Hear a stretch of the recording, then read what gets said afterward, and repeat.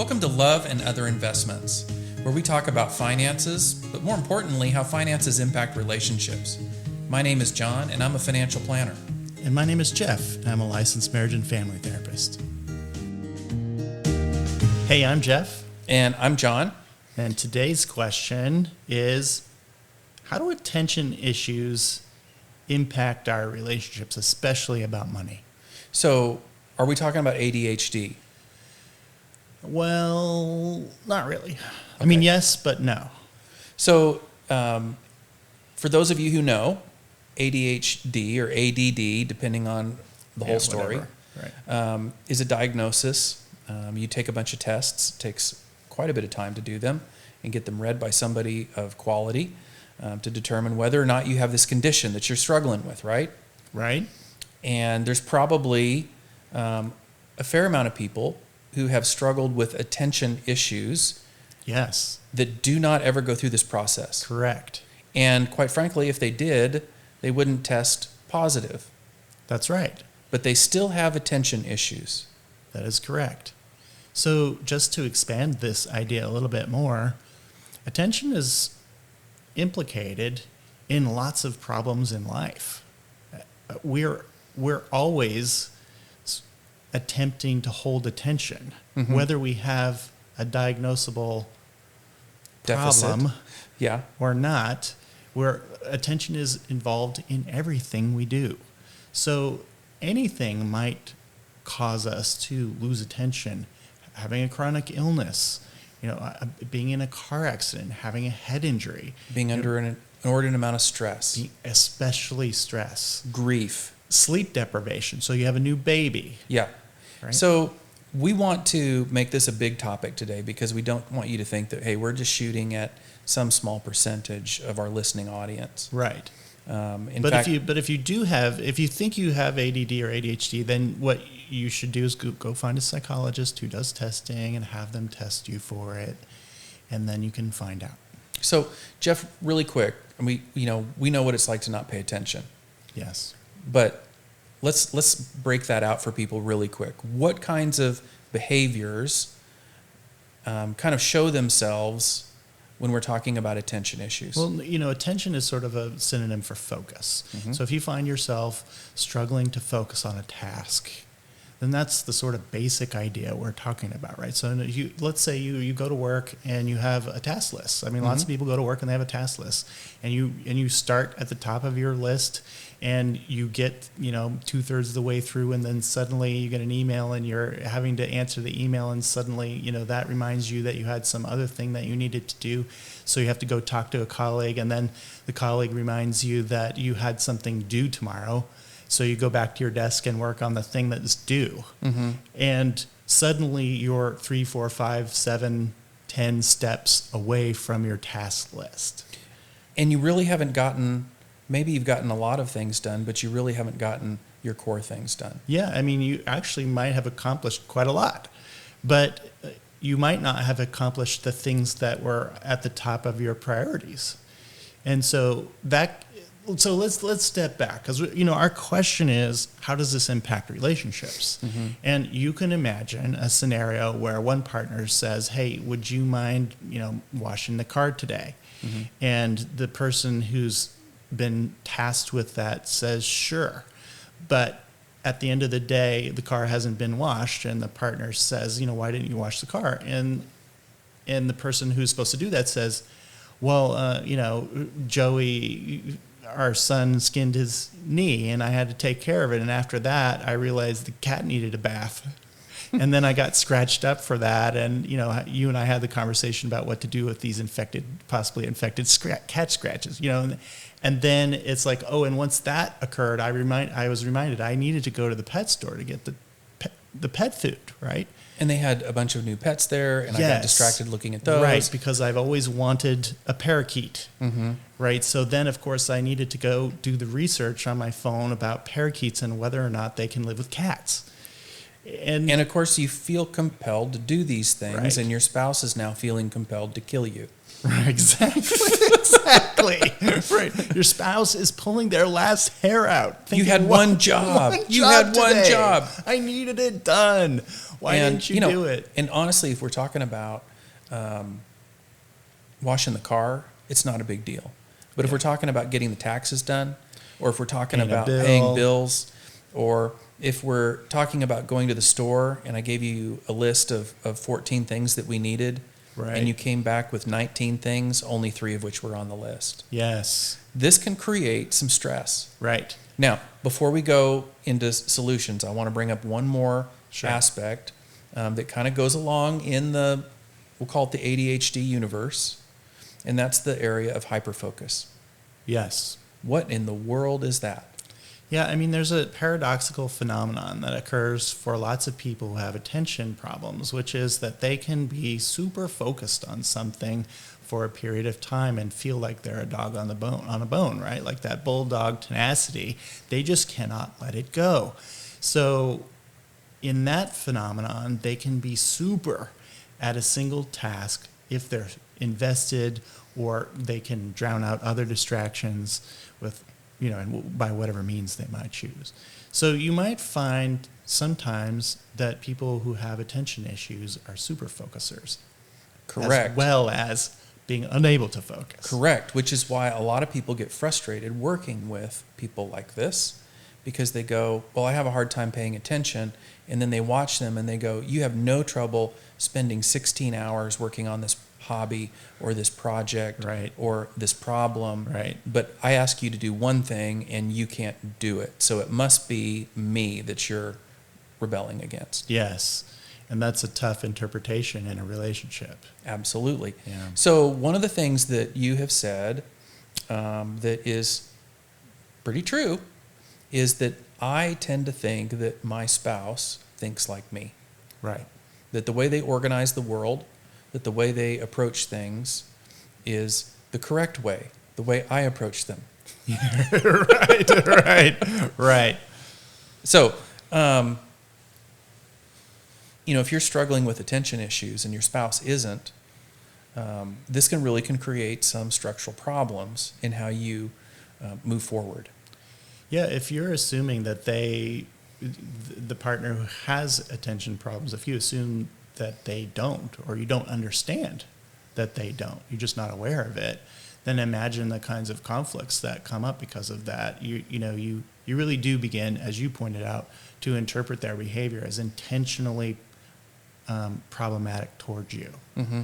And once you're beginning to interpret that someone's intentions are negative toward you, things go downhill fast, right? You're because we tend to not be so forgiving when we believe someone's intention toward us is negative. So if someone were to tell me, I'm sorry I couldn't get to it and I thought it was important, I might say in my head, it's not that you couldn't get to it, it's that you didn't think I was important enough to get to it. Yes, exactly. But the reality is, in their brain, it may be that they literally, physically couldn't get there. Yes, and that personalizing of it, the idea you just mentioned, which is it wasn't that you couldn't get it done, it's that you thought I wasn't important enough. That personalizing, it can be devastating, right? I mean, imagine the kind of pain that comes from believing that your partner really doesn't care about you. Mm-hmm. And they're just going about their day taking care of, whether to buy the pet food rather than doing the thing that you wanted them to do. It's devastating. Mm-hmm. So that can either cause, withdrawal or serious conflict. Yeah. Now, oddly enough, there are some superpowers that come along with some of the attention issues. Most people who struggle with them don't call them such.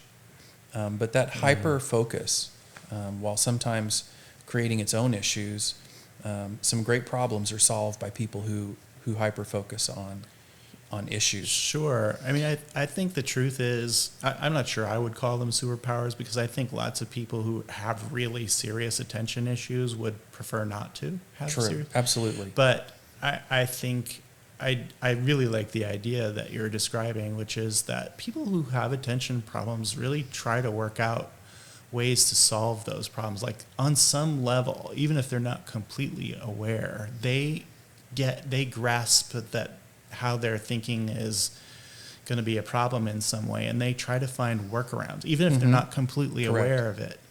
So, I think that's what you're alluding to, is that they can figure out how to solve a problem in a novel way, or in a way that maybe someone who doesn't have an attention issue might not think of automatically. Right. And also, I want to point out, I think there was a study, and I believe it was done out of Stanford. We can let our listeners go fact check me, but it was out of I believe it was the Stanford School of Business, did a study on how ADHD folk do in business. And more often than not, they do really well as entrepreneurs and small business owners. They have high creativity scores. They're great problem solvers. They're able to change their mind and move around and adapt, typically pretty well, which shouldn't be surprising that they struggle to work in structured jobs or structured tasks. So one of the things that we find in business is we find companies that say, hey, we really want creative people.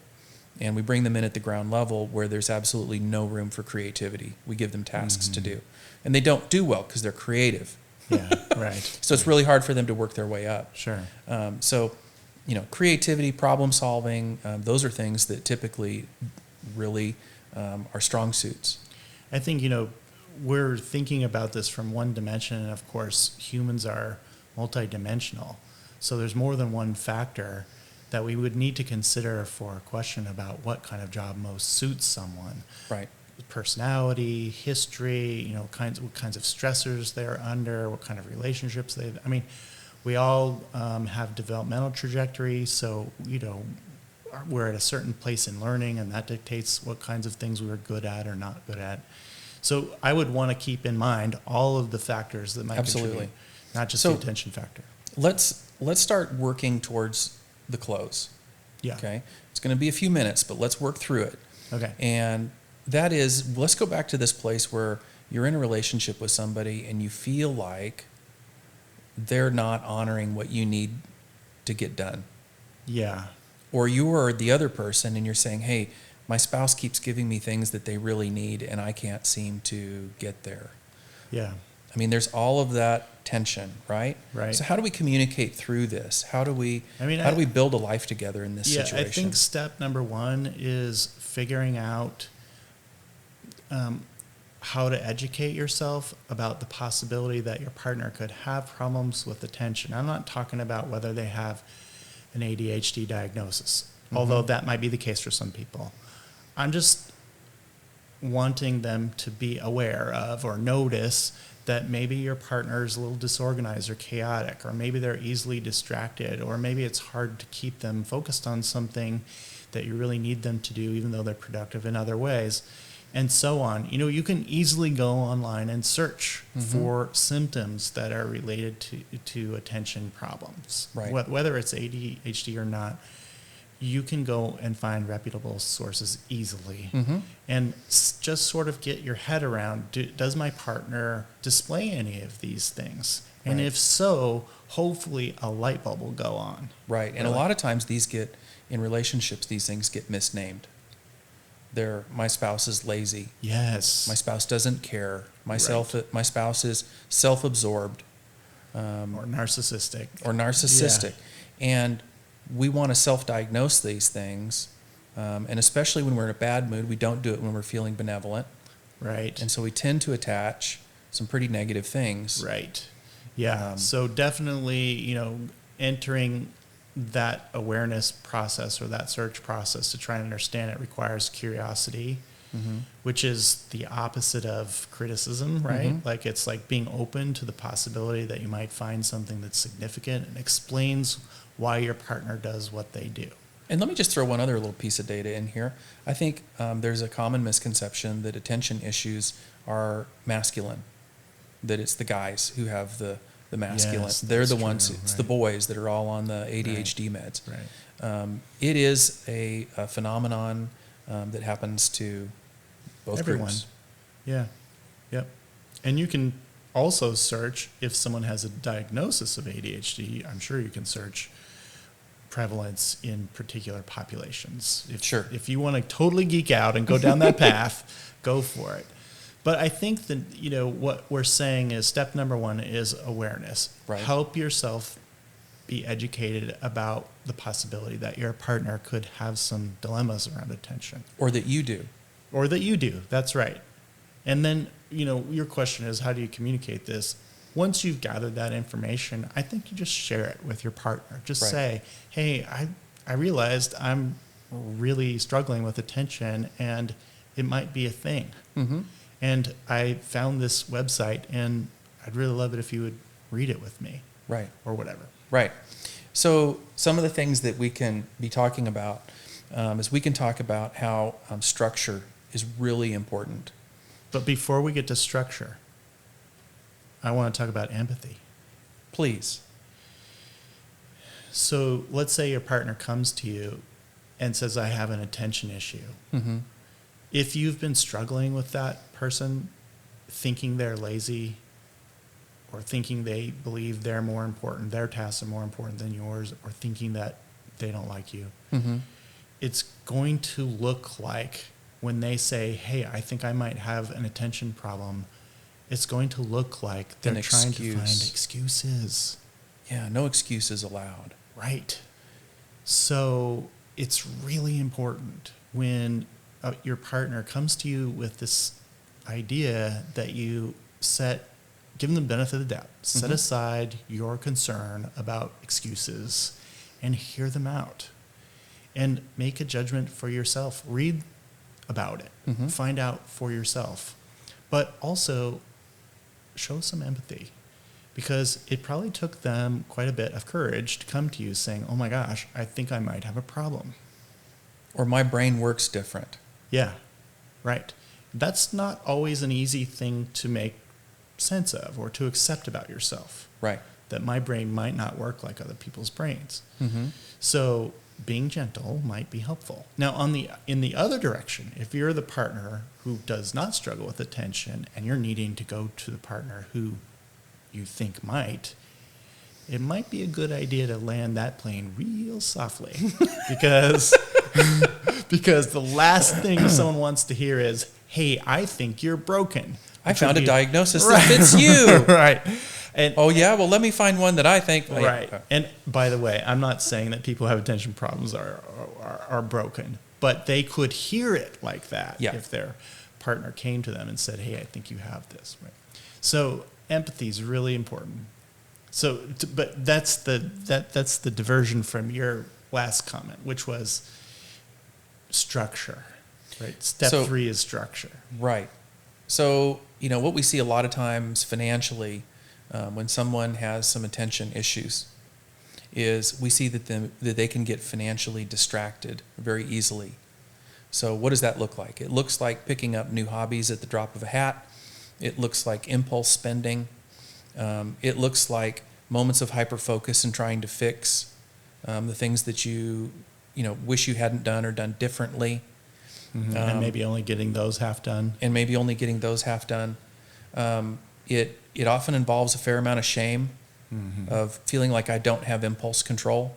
Uh-huh. There's a lot of that goes on. Well, one of the good news is one of the things that really helps is good structure from your partner, and good structure just in how you set things up. So going back to the idea of people with attention issues often do find things that they can focus on and that they can really, in fact, hyper-focus on. Mm. Sometimes we get to choose what these are. Sometimes we don't. But one of the good things is that good planning, good communication, getting on the same page, in which we talk about all the time. And having those things prevalent in the relationship of here's what we really want to do. Here's what we really want to figure out. Here's the problem that we really want to solve together. Here's the goals that we're really trying to make progress on.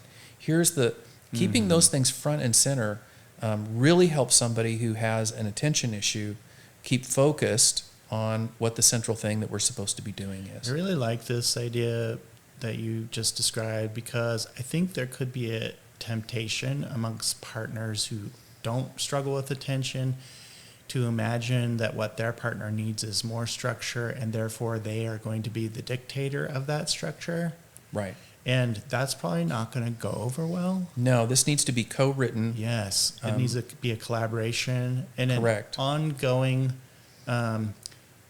iterative process where you say, oh, this worked this time under these circumstances, but it doesn't work this time under those circumstances. We need to learn. And so you're cooperating together to figure out how to create the most success in a situation. Mm-hmm. Yeah, and I think once you recognize of yourself that, hey, I really struggle with some of these attention things. I don't have a bad attitude.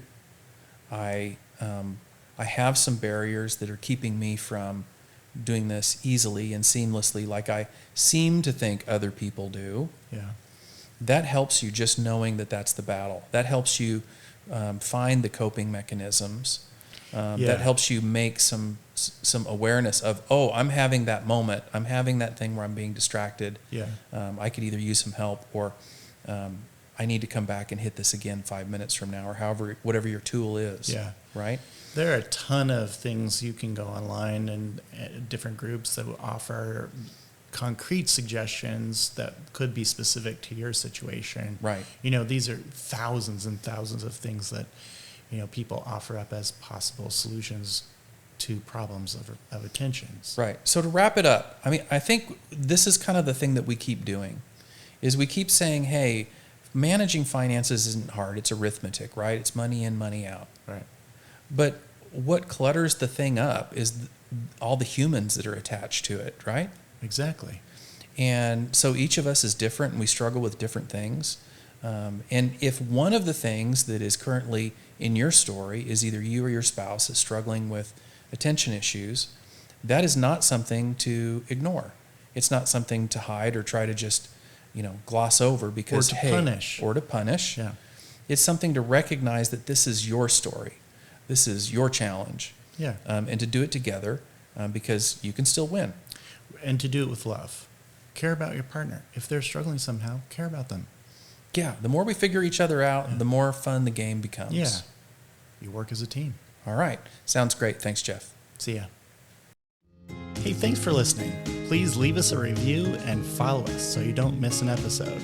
If you'd like to learn more about us, please visit relational-media.com.